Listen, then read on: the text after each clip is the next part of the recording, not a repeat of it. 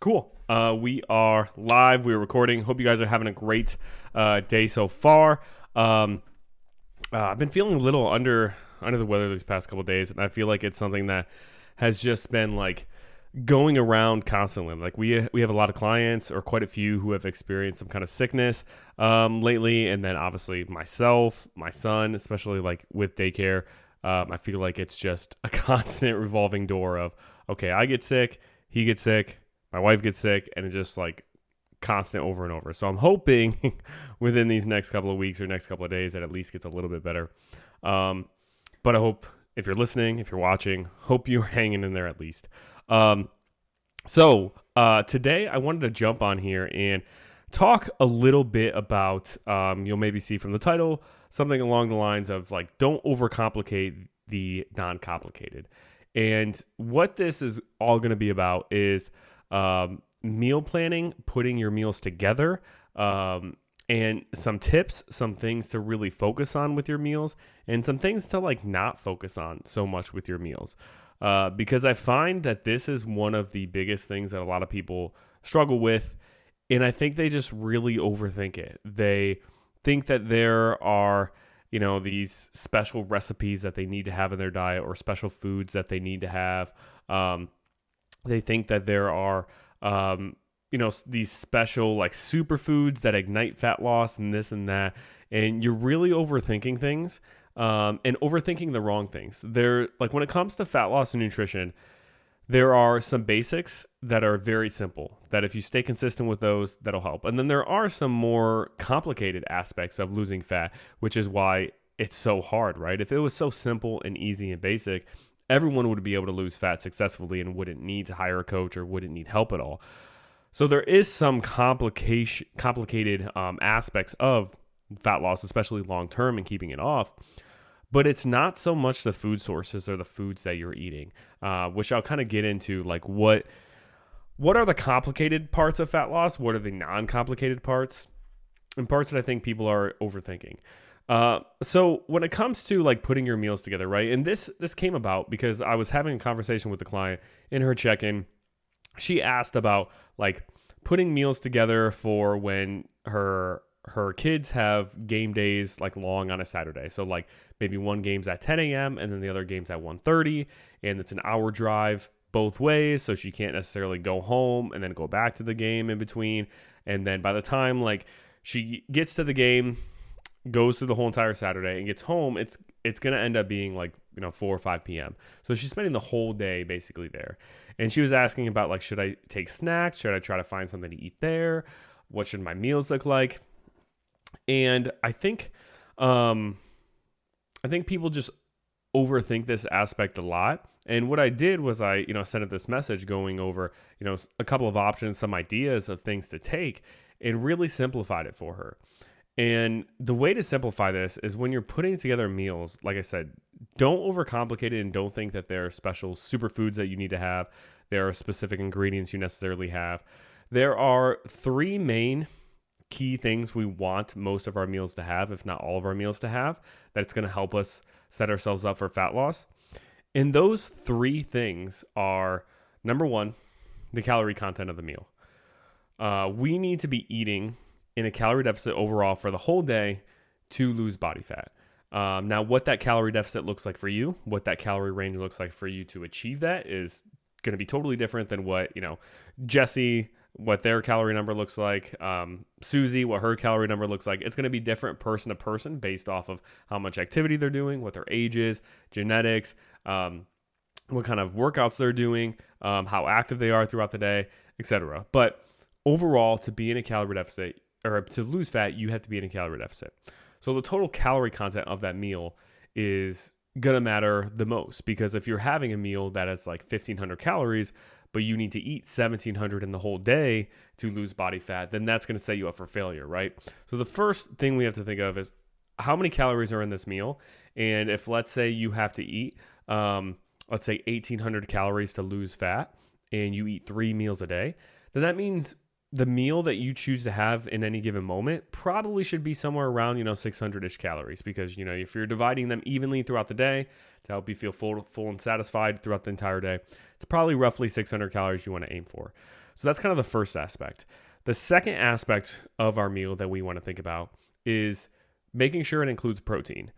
And protein is extremely important because the calorie deficit or the calorie content of your entire day, which is based off of how many calories you have at each meal, that dictates if you lose weight, gain weight, or maintain weight.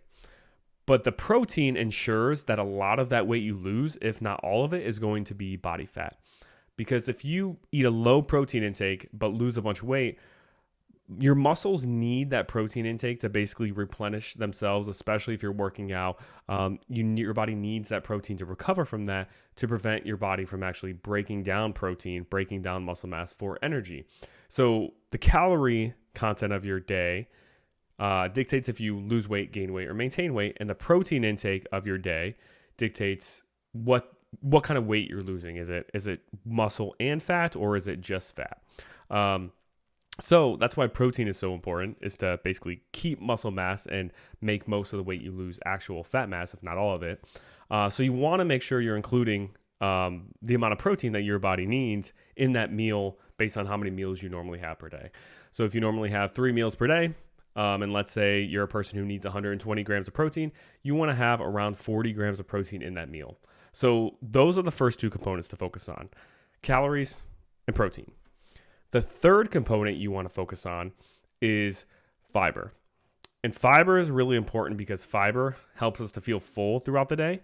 Fiber also has a ton of health benefits with digestion, also helps to lower cholesterol, also has some other benefits that we can't pinpoint exactly what they are, but people who tend to have higher fiber intakes have better blood pressure. They also have a lower risk of cancer and so on. So we want to have fiber in our meals, and fiber is going to come from whole grains or fruits or vegetables. So those are kind of the components that you will get fiber from.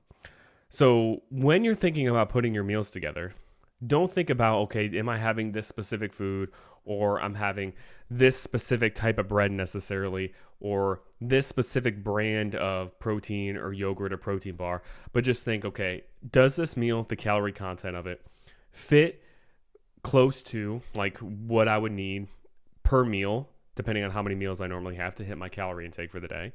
Am I getting enough protein in this meal based on how many meals I have per day to hit my protein goal at the end of the day?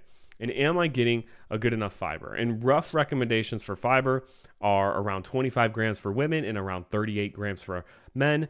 A more specific goal is around 14 grams per every 1,000 calories you eat. So if you eat 2,000 calories a day, you want to aim for roughly 28 grams of fiber. That's just a rough recommendation.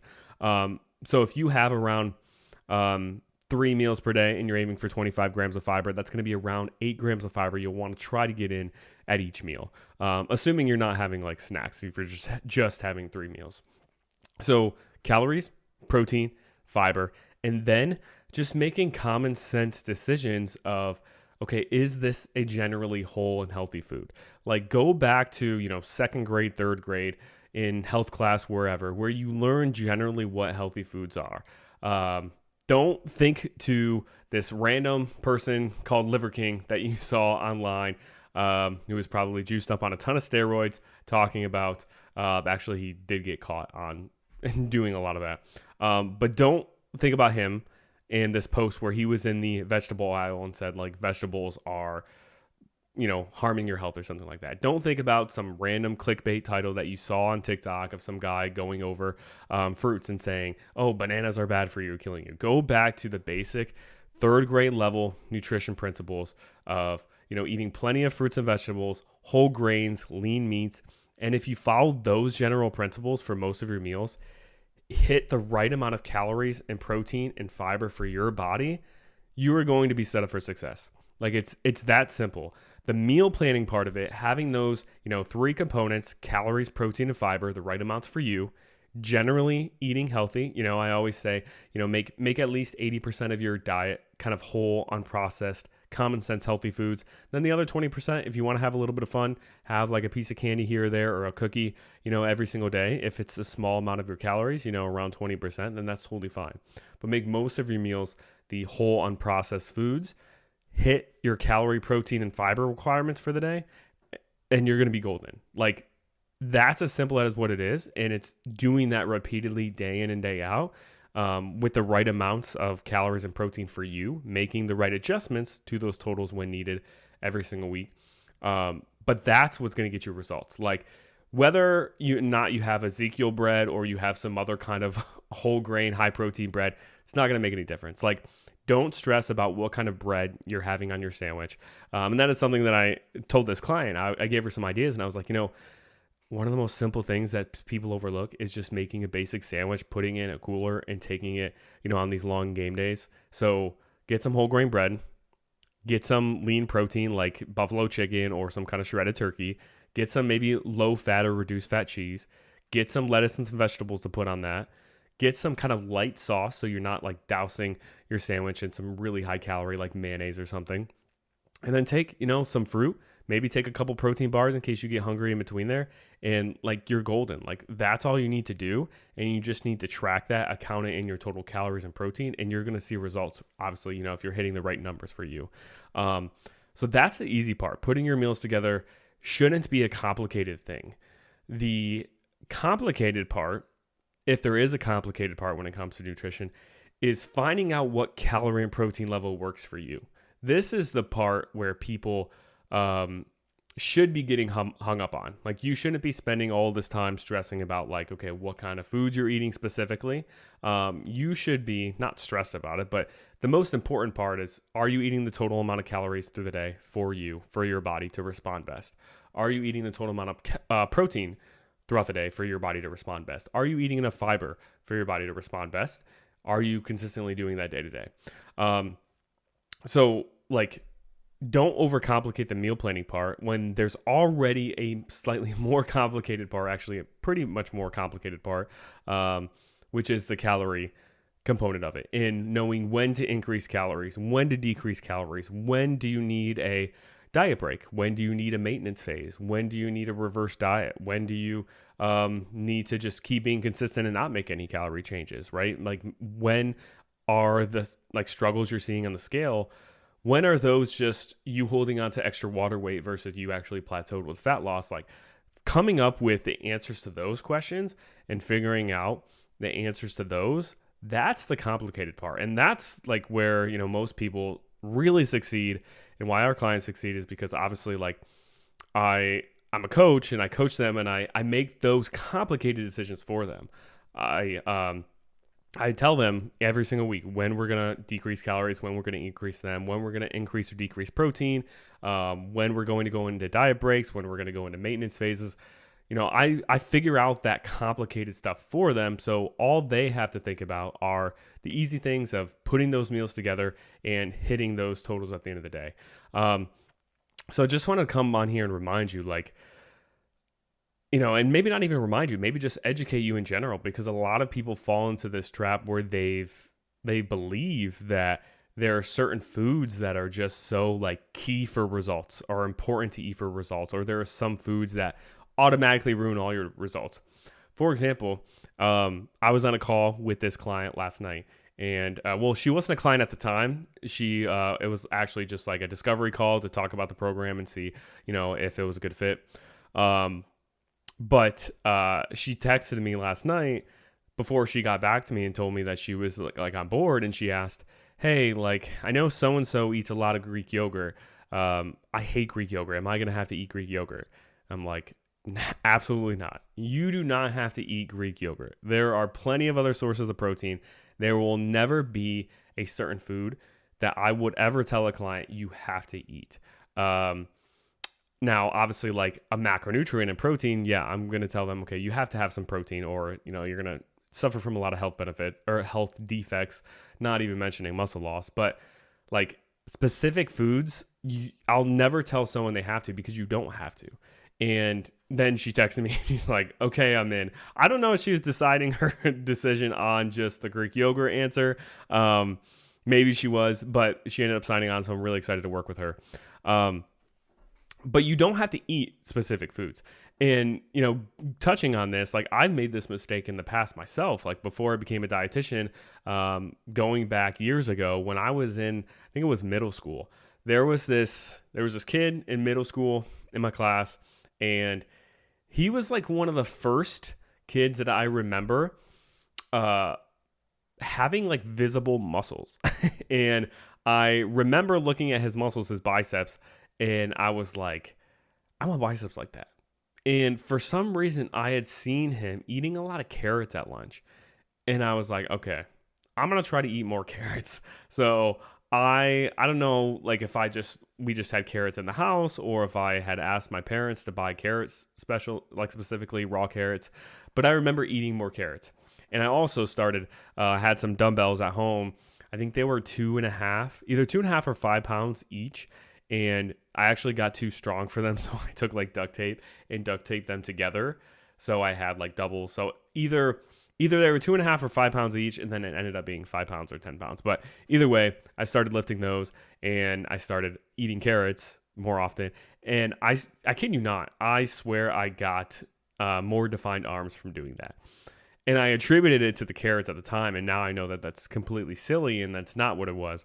But even I had thought that there was a specific food that was like going to get me lean or going to get like help me build muscle necessarily. And while like the nutrient compositions of foods will help you, build muscle, get lean, get toned, or achieve a certain body composition, I'm not denying that. But specific foods that you have to eat, or like going down the rabbit hole of like you have to structure your meal in this specific way, like to the specific food item, it just doesn't exist, and you don't have to. So, like this is why I try to really give clients the freedom to make their own meals, and I don't write out like strict like 7-day monthly meal plans or anything, because for one, like no one's going to follow a strict meal plan for like a whole month or even a week. No one's going to follow. If I wrote out 3 or 4 meals a day for 7 days of the week, no one's going to follow that exactly. And number two, it doesn't teach you how to make these educated decisions of, okay, like in my brain, is this a good calorie amount? Is this a good protein amount? Is this a good fiber amount for my current goals at the time? It doesn't teach you that. It doesn't teach you how to, include pizza within those goals, right? You could have like a slice or two of pizza, have like a Fairlife protein shake to get a little bit of extra protein, and you can have maybe an apple on the side, or, salad on the side with light dressing. And that's checking all those boxes. You're getting, the right calorie amount, as long as you, are choosing the right portions for you. You're getting the protein a little bit from the pizza, honestly, like with the cheese and pepperoni, if you get that. But you're also getting some extra protein from the Fairlife protein shake. And then you're getting some extra fiber from the apple or maybe salad that you're having. So you're checking all those boxes. And that meal looks totally different, like to just the visual eye of having, let's say, like a chicken, rice, and broccoli meal. But if they are equivalent in calories and they are equivalent in protein, then and fiber, they're going to have the same like body composition effect when it comes to fat loss as each other. It's not going to be different.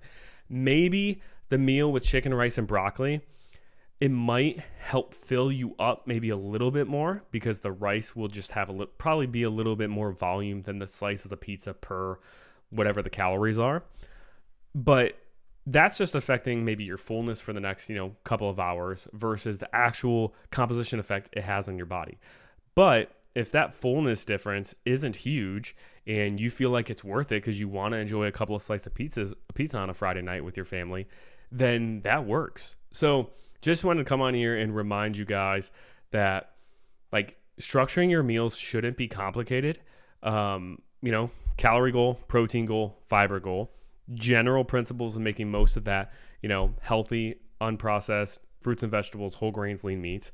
And then the complicated part, if there is a complicated part, is knowing when to make an adjustment with that calorie goal or protein goal, knowing when not to make the adjustment with that. But don't overcomplicate the meal planning part of all this. So I hope this was helpful. Definitely let me know if it was. Share it with somebody that was. Comment below, one of your biggest takeaways from this. Hope you enjoyed it. Appreciate you all, and I will see you guys in the next one.